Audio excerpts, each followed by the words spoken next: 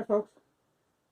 I mentioned to Zach the idea of making a video just to show off the LED displays, since we don't all meet face-to-face every day, and in some cases have never met face-to-face. Hi Dan. And he thought that was a good idea, so here it is. Zach asked me to build these, I suppose about a year ago by now. And basically what they do is they represent microgrids, and he and Scott take these to conferences and trade shows and set them up and in big halls where they have a table and whatnot. Apparently it does a good job of getting people's attention, because blinking lights always get people's attention. And so apparently they're working in that role. So the way these work is we have a couple of PV cells in here and some LEDs or batteries rather. And the LEDs kind of represent where power is going to the load. They're represented in the center of the ring. And there's kind of a trickle charge going to the batteries is the idea with those. And if we cover up one of the cells because it gets cloudy out, then the other PV cell has to make up for it, and the battery has to discharge to keep enough power going into the load. And then of course the clouds roll away, then everything goes back to normal and we're trickle charging the battery. And likewise, if the other array stops or drops its power output, then the other one has to make up for it, and the batteries again are discharging. And if they both get covered up, then the battery has to put out twice as much power to keep the load supported, kind of thing. The real beauty with our self-sync technology, of course, is the ability to stack the microgrids. And so if we take this Ethernet cord and connect them together, like so, and it takes these a few seconds for them to sync up. With our self-sync technology, I think originally it was in the milliseconds, the synchronized time, and I hear now we've gotten that down to microseconds as far as how quickly it can sync up with the grid. But anyway, in the case of these displays, the rings in the center pulse in synchronization to show that they are operating in a synchronized fashion.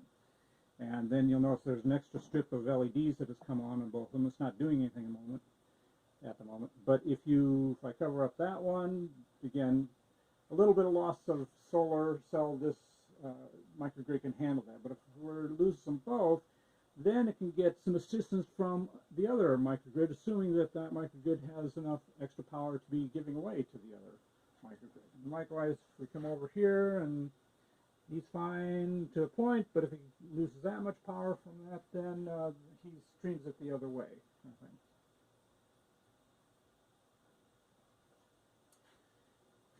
Then in the back, just to show you how this is all put together, you could run these systems on a single BeagleBone or a Raspberry Pi or what have you. But I intentionally made it so there is one BeagleBone for each node in the microgrid. And that's intentional because these are decentralized systems. And this is Greg's idea about decentralized control system. Because in regular microgrids, you have a single controller at the center of everything, and that's great until that fails for whatever reason. He has lots of experience in that happening in the microgrids he's built around the world. And with this, we have a distributed system so that if you lose one of the BeagleBones for whatever reason, you lose a solar array or a battery, what have you. That's not good, obviously, but the other nodes will keep operating. That way, there is no single point of failure in this system. I'd like to also point out that the board, they're called capes for BeagleBones, that plugs into the BeagleBone, that is the interface between the BeagleBone and the PV cells and the LED strips, and the controller for the LED strips. I originally did those by hand. I think there's a picture of the old ones in the email I sent. But over Christmas I got a CAD program and designed a board and sent it out to be professionally made, and I'm really pleased with the way those came out. They're much nicer, cleaner, and much more professional looking, I think. Just to point out that the BeagleBones do not run the standard BeagleBone Debian Linux operating system. We're using a custom one that I built for our particular needs. And it is using the technology in terms of the coordination between the nodes that Nathan Webster and I used in the DIMS stuff we did with Greg back in 2020. It's not using the cooperative algorithms that Nathan implemented, but it's the underlying infrastructure underneath that. And so if we go forward with building the stackable grids, these are using the software technology that we would use in those cases. And just point out that can be AC powered, or there are a couple of batteries in there. It can be DC battery powered, so you can use it without power. These are the second and third generations of these. The first generation, which only ran on AC power, and there isn't always AC power available. So Zach said, "Can you make it run on batteries?" And so went back and did so.